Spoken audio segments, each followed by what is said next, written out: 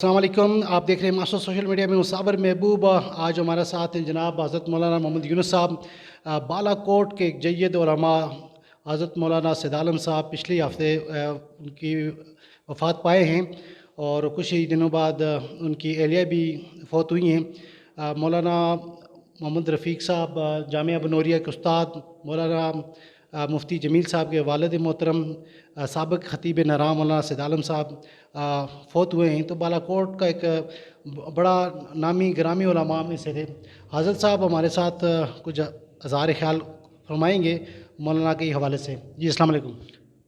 وعلیکم السلام محترم صابر صاحب، بہت شکریہ۔ حضرت مولانا سید عالم صاحب رحمۃ اللہ علیہ ایک ہماری برادری اور قوم کے، نہ صرف قوم بلکہ پورے مسلمانوں کے لیے باعث فخر تھے۔ 4 خطیب بر صغیر میں بڑے نامور گزرے ہیں، ایک ابوالکلام آزاد اور ایک مولانا احمد سعید دہلوی اور ایک مولانا شبیر احمد صاحب عثمانی رحمۃ اللہ علیہ اور ایک عطاء اللہ شاہ صاحب بخاری رحمۃ اللہ علیہ۔ خطباء میں ہمارے ضلع میں جب لفظ خطیب یوں ہی بولا جائے تو اس سے خطیب نرام مراد ہوتا ہے۔ اللہ نے اتنا اعزاز بخشا تھا، جس طرح مطلقاً کوئی قاضی کہا جائے تو اس سے ہمارے علاقے کے نامور قاضی، ضلع کے جید عالم دین مولانا قاضی خلیل احمد صاحب مراد ہوتے ہیں۔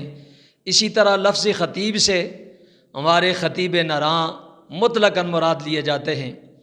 مولانا سید عالم صاحب نے نراں میں امامت نہیں کی بلکہ حکومت کی ہے۔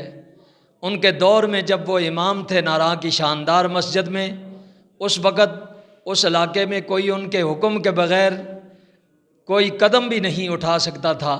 اللہ پاک نے اتنی وجاہت اور اتنی عزت انہیں بخشی تھی۔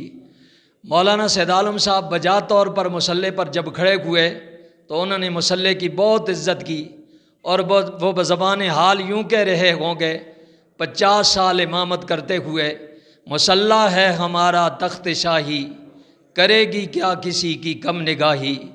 مولانا کی وفات پر سارا ملک سوگوار ہے، ساری قوم غمزدہ ہے۔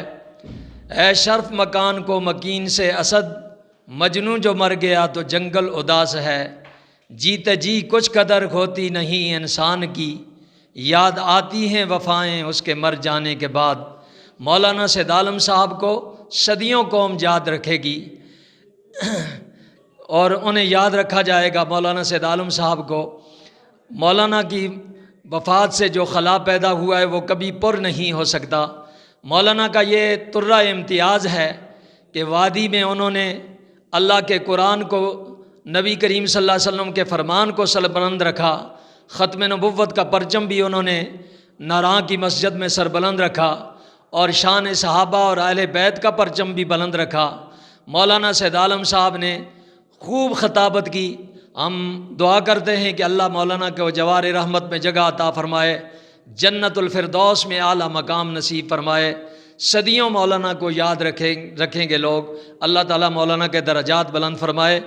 آخر میں اپنے عزیز بھائی صابر محبوب صاحب کا بہت شکر گزار ہوں کہ یہ ہمارے علاقے میں جب بھی کوئی مذہبی یا سیاسی مسئلہ پیدا ہوتا ہے تو یہ نوجوان فرنٹ پہ کھوتے ہیں اور اس میں اپنا کردار ادا کرتے ہیں۔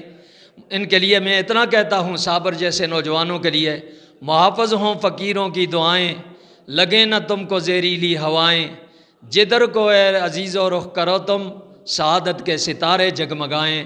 اللہ تعالیٰ مولانا کے درجات کو بلند فرمائیں، اور اللہ تعالیٰ ہمیں بھی ایمان پر خاتمہ نصیب فرمائیں۔ وآخر دعوانا الحمدللہ۔